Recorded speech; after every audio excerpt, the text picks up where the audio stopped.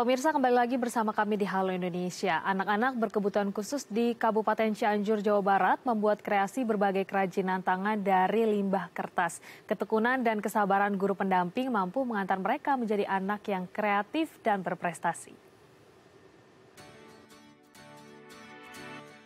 Inilah berbagai macam kriya daur ulang yang dibuat oleh siswa SLB Purnama Cipanas, Jawa Barat. Uniknya, kriya atau kerajinan tangan ini dibuat dan dilukis oleh siswa berkebutuhan khusus. Muhammad Syahrul adalah siswa kelas 2 SMA yang memiliki keterbatasan fisik tunarungu. Namun, keterbatasannya tersebut tidak menghalangi Syahrul untuk terus mengembangkan bakat dan keterampilan melukis, meskipun belajar di sekolah luar biasa. Bahkan, kegigihannya mengantarkan Syahrul sering menjadi juara lomba melukis di berbagai ajang kompetisi. Terakhir, Syahrul berhasil menjuarai lomba melukis umum tingkat SMA yang diselenggarakan pemerintah Provinsi Jawa Barat. Di sekolah luar biasa, Syahrul tidak hanya diberikan mata pelajaran formal. Sejak awal, Syahrul dibimbing oleh para guru untuk mengasah keterampilan kriya dan seni lukis. Tidak sekedar seni, siswa-siswi SLB di sini diajarkan untuk memanfaatkan barang bekas di sekitarnya untuk menciptakan sebuah karya seni. Dan untuk mengetahui seperti apa kegiatan anak-anak berkebutuhan khusus dalam membuat kriya dari limbah kertas dan bagaimana para guru membimbing anak-anak agar mampu menjadi anak berprestasi, kita akan berbincang bersama Mikawati Dwi Indariani selaku guru SLB Purnama Cipanas. Selamat pagi, Ibu Mika. Selamat pagi, Mbak Prisil. Selamat pagi, Ibu. Kita tadi sudah melihat sedikit tayangan bahwa ternyata banyak begitu anak-anak, apalagi Syahrul ya, yang akhirnya berprestasi. Ini juga karena bimbingan dari guru-guru di SLB Purnama. Nah, ini bagaimana kemudian prosesnya membimbing dari anak-anak berkekurangan begitu, berkebutuhan khusus untuk akhirnya mendorong mereka menjadi mandiri dan berprestasi nih, Bu? Ya. Ya. Terima kasih, Mbak. Pertama-tama memang agak sulit untuk kita ketika memulai sesuatu yang baru. Tapi semangat kita untuk mendisiplinkan mereka menjadi orang yang bisa melakukan sesuatu itu yang membuat akhirnya kami bisa membuat mereka menjadi orang yang berhasil seperti sekarang. Contohnya saja, misalkan Ayah Arul ini kita disiplinkan semuanya. Dan produk-produk yang kita buat ini pun ketika mereka melakukan kesalahan, saya akan memperlakukan mereka seperti halnya anak-anak pada umumnya. Jadi kita memang mempersiapkan anak-anak ini untuk menjadi seseorang yang bisa mandiri dengan produk-produk yang mereka buat. Begitu, Mbak? Baik, sejauh ini ada berapa murid begitu Bu di SLB yang kemudian juga dibimbing dan juga dipersiapkan tadi ya untuk lebih mandiri mengkreasikan berbagai tadi kalau boleh kita lihat di tayangan juga ada limbah-limbah yang tadinya tidak terpakai ini menjadi barang baru yang bernilai guna tinggi nih Bu. Ya, sebenarnya kalau yang kita maksimalkan itu sebenarnya semua rata-rata memang yang sudah setingkat SLTA, kemudian dari mulai SMP, SMA kami memang sudah mempersiapkan mereka untuk memiliki produk-produk yang memang mereka sangat menguasai hal itu. Seperti halnya sekarang yang memang kita terapkan adalah beberapa limbah, itu ada beberapa jadi anak-anak yang memang memiliki potensi ini.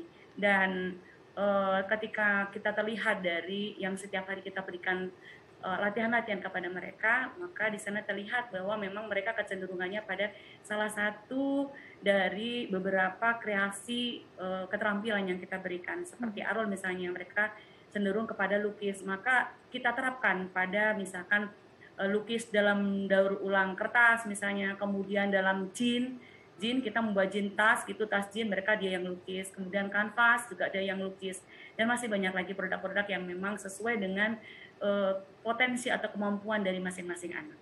Baik, kemudian kalau boleh kembali dijabarkan ini kreasi apa saja nih Bu yang sudah dibuat oleh adik-adik dari SLB Purnama? Banyak sekali Mbak kalau mau melihat dari kreasi yang sudah kita buat. Ada sekitar 50 atau 70 lebih gitu ya item dari masing-masing kreasi yang sudah kita lakukan.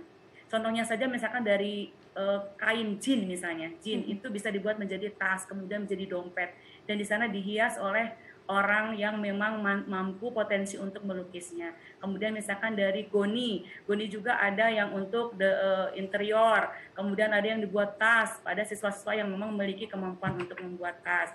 Kemudian ada lagi di sana perca kain, perca limbah-limbah yang memang harusnya tidak bisa dimaksimalkan di sana, tetapi bisa kita maksimalkan di sini sesuai dengan kemampuan atau potensi anak ini. Jadi kita tidak bisa memaksakan kamu harus bisa membuat keset misalnya, sementara dia tidak memiliki keinginan untuk membuat itu, misalnya begitu ya. Dan akhirnya kreasi-kreasi ini nantilah yang akan membuat mereka menjadi seseorang yang memang memiliki kemampuan atau potensi dari salah satu jenis kreasi yang kita berikan ini. Akhirnya ya itu tadi kelanjutannya ke sana, kemandirian gitu. Baik, tadi banyak sekali ya kreasi kalau kita bisa lihat di tayangan juga bahkan ini diapresiasi oleh Menteri Sosial ya Bu ya, dikunjungi oleh Menteri Sosial. Nah, kalau sebelum kita berbicara bagaimana kemudian anak-anak di SLB Purnama ini berprestasi, sedikit Bu sebagai pembimbing, sebagai guru, apa sih kesulitannya, kemudian pendekatan seperti apa yang Ibu lakukan bersama guru-guru lainnya nih untuk mendorong anak-anak bisa berprestasi dan menghasilkan karya yang baik sampai hari ini? Kesulitannya tentu saja di dalam setiap perjuangan kita tuh tentu saja menemukan kesulitan-kesulitan. Terutama sekali ketika kita pembelajaran pada awal misalnya. Ini tidak menyangkut dengan keterampilan yang kita berikan, tetapi ketika pembelajaran pada awal mereka rata-rata masuk pada usia yang lebih tua dari usia yang sesungguhnya yang harus masuk, misalnya kayak SD. Dia masuk sudah 14 tahun misalnya. Tentunya ini akan membuat kita lebih tertantang untuk bagaimana nih caranya. Dan pola pikirnya juga agak terlambat ketimbang pada usia yang memang 7 tahun atau 8 tahun yang memang pada usia itu harus masuk sekolah gitu ya. Kemudian ketika masa-masa remaja misalkan, masa remaja itu mereka sama dengan pada umumnya peralihan dari masa anak kepada masa dewasa. Nah di sini nih mereka nih seperti pada umumnya mereka masih tetap main motor-motoran atau main pacaran seperti hanya orang-orang pada umumnya. Nah itu yang kadang-kadang membuat kita memang harus memiliki ekstra pendekatan. Nah pendekatan yang saya lakukan di sini, saya selalu menggunakan pendekatan secara kekeluargaan atau individual. Contohnya begini, ketika salah satu produk atau salah satu item keterampilan kita berikan kepada dia, saya akan memberikan pemahaman kepada dia bahwa ketika nanti dia memaksimalkan potensi yang dia miliki dengan keterampilan yang dia gali ini, maka nanti selanjutnya dia akan menjadi mandiri secara keuangan, mandiri secara ya begitu. Baik, Ibu Mika, kalau kita juga tadi melihat tayangan bahwa ada salah satu anak yang berprestasi akhir-akhir ini, Syahrul begitu. Apa kemudian yang menarik dari Syahrul, apa yang kemudian prestasi sudah ditorehkan Syahrul dan menjadi kisah inspiratif nih pagi ini, Bu? Ya, Syahrul ini sebenarnya berlatar belakang keluarga yang kurang mampu, kurang beruntung lah kalau kata saya bilang. Karena memang dia tinggal tidak bersama bapak ibunya. Bapak ibunya sekarang kerjanya serabutan, kemudian tinggal bersama kakek neneknya kakeknya meninggal, dan banyak sekali kisah yang sangat membuat kita sebenarnya haru. Nah dari sanalah saya tergelitik untuk mematangkan Arul menjadi seseorang yang bisa berproduksi sendiri. Dan pada akhirnya alhamdulillah karena ketekunan dia, kedisiplinan dia, akhirnya dia bisa mandiri dengan uang yang dia miliki. Dari hasil dia melukis, dia juara kemana-mana, dia dapat juara nasional, dia mendapat juara kemarin waktu Bangkit Milenial yang diadakan oleh gubernur, juga cepat mendapatkan uang juga. Dari hasil-hasil itulah kemudian dia buru melukis kerudung, buru melukis yang memang diadakan oleh sekolah. Maka dia uang itu dikumpulkannya untuk kehidupan dia sehari-hari, untuk dia ke sekolah, untuk dia membeli baju dan sebagainya. Itu akhirnya saya tanamkan kepada teman-teman yang lain untuk mencontoh bagaimana perjuangan Arul menjadi seseorang seperti sekarang. Dia mandiri tanpa bantuan orang tua, dia bisa jalan ke sini dengan uang sendiri, ke sekolah sendiri. Demikian, Mbak. Baik, ini sangat luar biasa sekali dengan kesabaran begitu ya Bu ya, akhirnya bisa mencetak salah satu anak berprestasi dan ini harapannya juga bisa menjadi inspirasi untuk teman-teman mungkin yang berkebutuhan khusus bahwa dengan Iya, keterbatasan sebetulnya mereka bisa tetap berprestasi dan mandiri. Nah Bu terakhir kemudian dengan adanya juga tadi Syahrul, cerita-cerita inspiratif yang lainnya dengan bimbingan kesabaran sebagai guru pembimbing, kemudian orang tua. Nah, apa yang kemudian bisa dimotivasi untuk anak-anak berkebutuhan khusus ini supaya bisa nanti muncul Syahrul-Syahrul lainnya nih Bu? ya.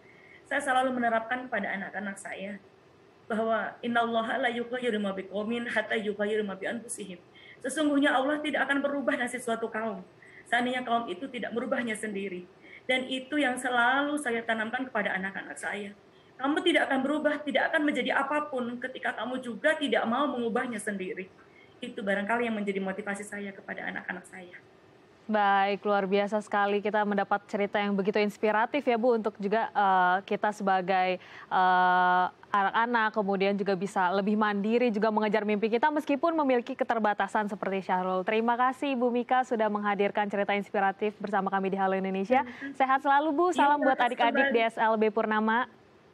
Iya, insya Allah kami siapkan. Makasih juga Mbak Presil. Terima kasih Bu. Ya pemirsa jangan kemana-mana, usai jeda kami akan menyajikan informasi dalam bahasa Mandarin. Tetap bersama kami di Halo Indonesia.